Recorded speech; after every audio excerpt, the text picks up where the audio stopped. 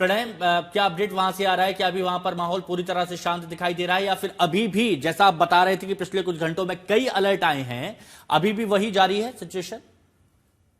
देखिए, अलर्ट्स का सिलसिला या अलर्ट्स का आंकड़ा तो ज़रूर मौजूद है। हालाँकि अभी जब से मैं आपके साथ पैच्ड हूँ, तब तक उस दौरान तो कोई सायरन नहीं बजा है। लेकिन हाँ, रिपोर्ट ज़रूर आ रही है कि 3:30 बजे यानी भारतीय समय के अनुसार करीब 6 बजे जो धमाका हुआ था, उसके बाद 2 लोग जो हैं घायल हुए हैं और जो क्लस्टर एम्यूनिशन का इस्तेमाल हुआ था, उसके कारण जो बॉम्बलेट्स गिरे हैं, उससे कुछ लोगों को इंजरीज़ हुई हैं, कुछ लोग घायल हुए हैं, उनको मेडिकल इमरजेंसी में पहुँचाया जा रहा है और साथ ही असेसमेंट किया जा रहा है कि और किन-किन इलाकों के अंदर रिपोर्ट्स आ रही हैं, नुकसान हुआ है।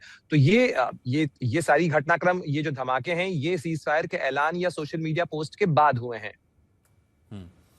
ठीक है, अब हमारे साथ में रक्षा विशेषज्ञ भी जुड़ चुके हैं, major general Vishambar Dayal ji. Sir, बहुत खुशखबरी है देशवासियों के लिए, दुनिया के लिए, क्योंकि बहुत लंबे वक्त से ये युद्ध खिंच रहा था। बड़ी परेशानियां हो रही थी, तेल से लेकर महंगाई से लेकर कई देश दो चार हो रहे थे, लोग परेशान हो रहे थे, लेकिन अब कुछ राहत की खबर आई है। आप इसे किस तरह से देखते हैं? और जो बड़े बड़े दावे किए जा रहे हैं कि ईरान कह रहा है कि हम जीत गए, अमेरिका कह रहा है कि हम जो चाह रहे थे वो पूरा हो गया, कौन जीता, किसको क्या हासिल हुआ? बहुत बहुत शुक्रिया आशुतोष।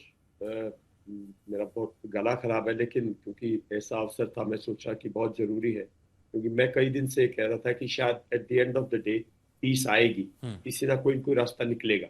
और बड़ी अच्छी बात है, रास्ता निकला। पहली बात तो ये देखिए, दुनिया को राहत मिली है, इस पूरे इलाके को राहत मिली है, इस इलाके में रहने वाले लोगों को राहत मिली है। और जो महंगाई है, मैं समझता हूँ उस पर एक टेम्पररी सही, लेकिन उस पर एक नोटिस आया कि भाई रुकेंगे, रोकेंगे। तो बहुत बड़ी राहत है, इसको राहत के तौर पे लीजिए।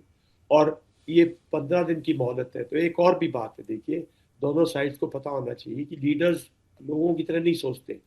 दोनों साइड के लीडर्स ने क्लाइम डाउन किया है। कुछ क्लाइम डाउन अमेरिका ने किया होगा, कुछ क्लाइम डाउन ईरान ने किया है। ईरान तो पहले कह रहा था कि पहले परमानेंट सीज फायर की बात कीजिए, फिर जाके हम जो है कोई बात करेंगे, वरना बात ही नहीं करेंगे।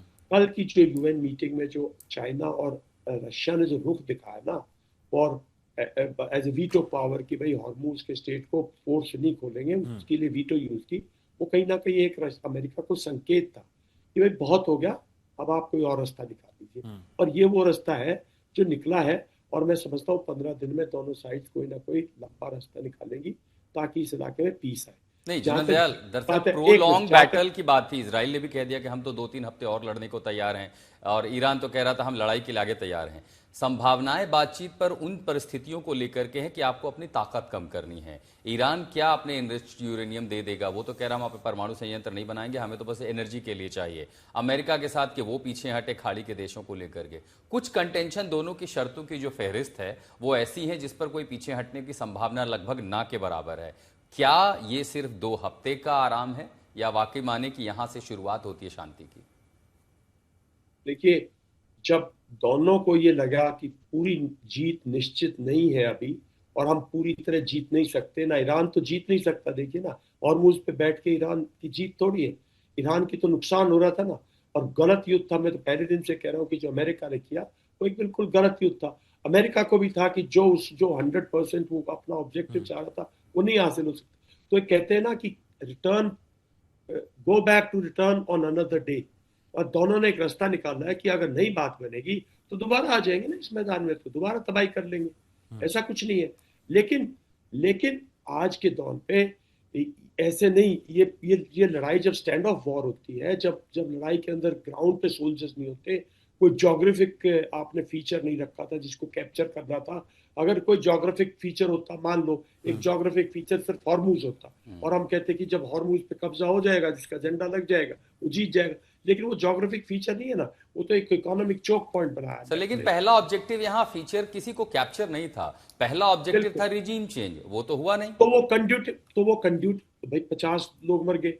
अब ईरान भी कुछ अंदर सॉफ्ट करेगा, कुछ जो जो जो मॉडरेट्स है, कुछ वो पहले भी प्रेसिडेंट और इनके वो लोग मॉडरेट्स है, तो वो कुछ अपने देश को संभालेंगे, देश को बिल्ड करेंगे ना। ये थोड़ी है कि रोज लड़ाई लड़ती रहेगी, हार्डलाइनर्स अपने लोगों को मारते रहेंगे। अरे 3-4 साल लगेंगे ईरान को अपने आप को बनाने में। इतनी देर में तो अमेरिका और ये लोग ऑल्टरनेटिव रूट्स कितने निकालेंगे। और इसलिए मेरे अंदर एक क्यूरियोसिटी है जिसका जवाब मैं लेना चाहूंगा प्रोफेसर जाफरी से। मुस्तफा खामनेई कहां है जाफरी साहब?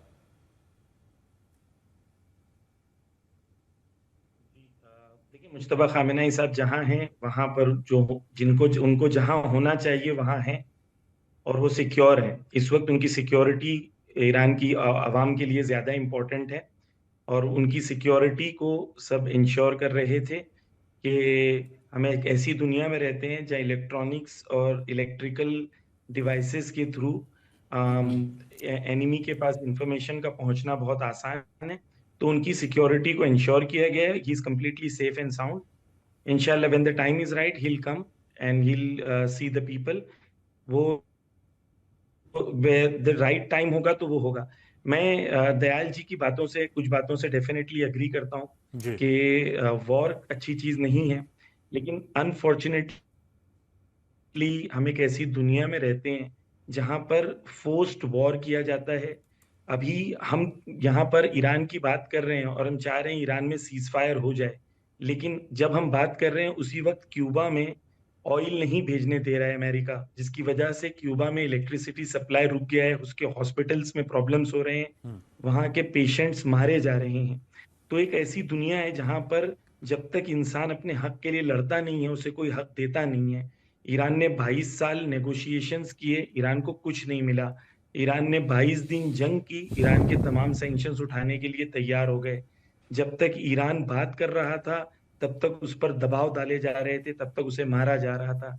जब ईरान लड़ने आया तब दुनिया ने सारी बात ईरान की मानने को तैयार हो गया। जब ईरान हुर्मुज को आजाद छोड़ दिया था तब कोई ईरान से बात नहीं कर रहा था। $7 बिलियन ईरान का सिर्फ साउथ कोरिया के पास था। जब ईरान ने कहा कि हमें दे दो, तो उन्होंने कहा $1 बिलियन हमें डिस्काउंट में चाहिए। और फिर ईरान ने कहा अच्छा यही दे दो, फिर भी नहीं दिया। कहा अच्छा मेडिसिन भेज दो, फिर भी नहीं कहा। 7 बिलियन डॉलर्स पड़ा रहा। ईरान के $120 बिलियन दुनिया में पड़े हुए हैं, जिसको फ्रीज कर दिया गया है। उनके पैसे हैं लेकिन उनको नहीं दिया जा रहा है। तो हम एक ऐसी दुनिया में रहते हैं जहां गुंडा राज है, जहां जिसकी लाठी उसकी भैंस है।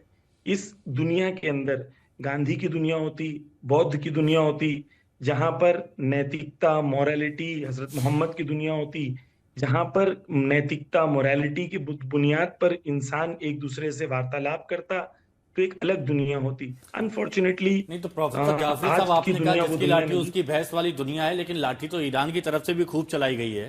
प्रोफेसर जाफरी साहब, मैं तो यही आपसे समझना चाह रहा हूं, क्योंकि देखिए आशुतोष ने भी कहा कि सैकड़ों लोगों की जान गई, बहुत नुकसान हुआ। हमने देखा है कि कितना इजराइल की तरफ से धमाके किए गए, तब बहुत से लोगों की जान गई है, बहुत से लोगों की ईरान में। इस युद्ध से ईरान ने क्या खोया, क्या हासिल किया? देखिए, आपको ईरान की पहले ये समझना है कि ये युद्ध का बेसिक फंडामेंटल क्या है। बेसिक फंडामेंटल ये है कि 1979 के बाद वेस्ट एशिया में ईरान सिर्फ एक ऐसा अकेला मुल्क रह गया था जिसका ऑयल और गैस अमेरिका के पास नहीं था, और बाकी सारे खाड़ी के मुल्क उसके गुलाम थे।